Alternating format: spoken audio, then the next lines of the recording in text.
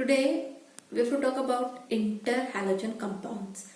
We have seen these compounds earlier also in the same chapter, but in detail we'll see today. Interhalogen compounds are the compounds formed when two or more atoms of halogens combine.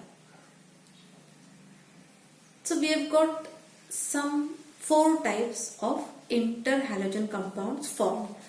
Out of that, first type is XX-, XX-3, XX-5 and XX-7. Now what is X and what is X-?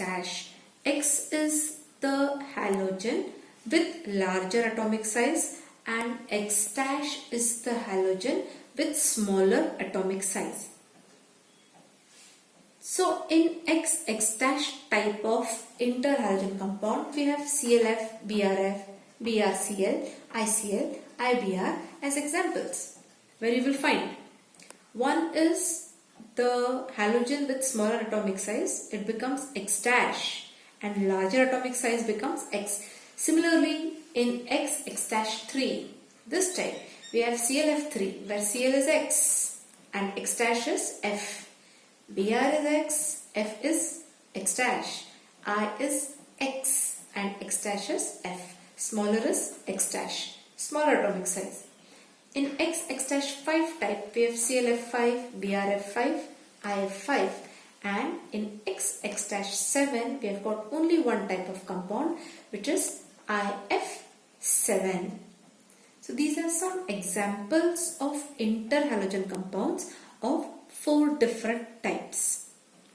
Now we move towards the general characteristics of interhalogen compounds.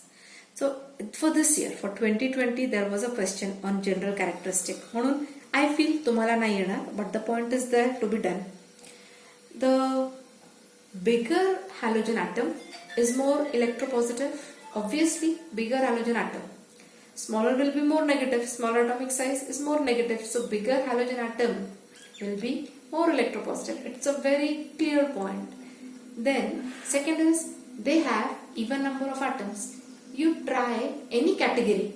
XX-, total 2 atoms, XX-3, 4 atoms, 6 atoms and 8 atoms. So they have even number of atoms in them. Central halogen atom shows different oxidation state. Obviously, if we have ClF, ClF3 and ClF5, in that case Cl will be showing different oxidation states. So central atom. In different cases, the central atom will show different oxidation state. Number of X- atoms is always odd. X-, X-3, X-5 and X-7. In all the 4 cases, the number of X- atoms is odd and they are diamagnetic in nature. Diamagnetic in nature indicates that each orbital contains 2 electrons. So it is called as diamagnetic nature. Next comes as the preparation methods. I have segregated the 2 parts, XX- type and XX-3 type. These 2 types are there to study the preparation methods. In XX- type, simple reactions. Chlorine Cl2 combines with F2 to give 2 times ClF. This is one type of XX- compound. This is called as chlorine monofluoride. Chlorine monofluoride. The smaller size is said to be the parent. So chlorine monofluoride. This will be iodine monochloride. Like that the name comes. So I2 and Cl2 give 2 times ICl, Br2 and Cl2. Bromine monochloride. Twice BrCl. Br2, BrF3 gives thrice of BrF. So there is a change here. Bromine is reacted with bromine trifluoride. It gives 3 times BrF. And iodine, when treated with potassium chlorate, gives ICl and KiO3. Potassium iodide, simple thing. KClO3 is getting converted to KiO3. This is chlorate and this becomes iodate form. And there is formation of ICl. So these become the preparation methods of XX type of interhalogen compounds.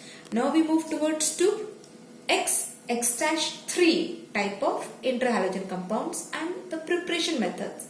So chlorine treated with fluorine gives chlorine trifluoride ClF3 2 times. Similarly, bromine with 3 times fluorine gives 2 times BrF3. Iodine with chlorine gives ICl3 2 times, and bromine with ClF3 gives BrF3 and BrCl.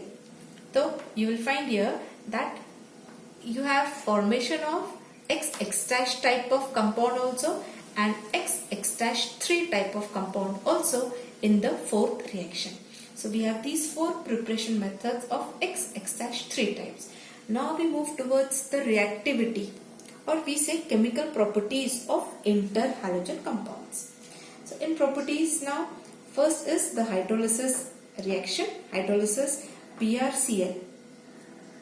Bromine monochloride when treated with water, that is undergoing hydrolysis, forms HOBr, that is hypobromous acid. HOCl we have done, hypochlorous acid.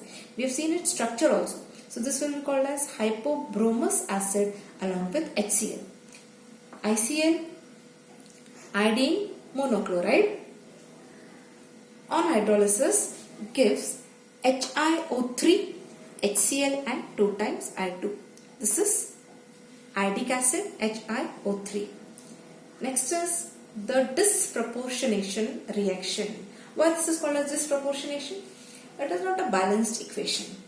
It is giving the compounds in any proportion. So called as disproportionation. BRF undergoes disproportionation reaction.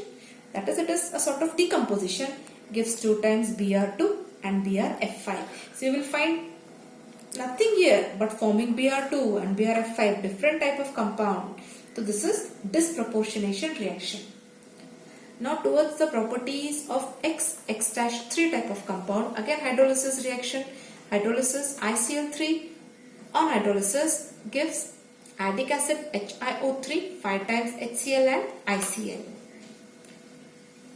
ICl3 decomposes at 341 Kelvin to give ICl and Cl2. Uranium combines with ClF3 to give uranium hexafluoride and chlorine monofluoride. The last reaction here of uranium is called as fluorination because uranium is becoming, or you can say in uranium there is addition of fluorine. From uranium we are getting a new compound of fluorine along with uranium. So the reaction is called as fluorination. Like how we have chlorination, etc. This is fluorination where uranium is combining with fluorine. So in the reaction directly fluorine is not used, but there is ClF3 used. So you can say, if you are asked the uses, you can say ClF3 is used in fluorination reaction because it is making uranium rich in fluorine and giving uranium hexafluoride.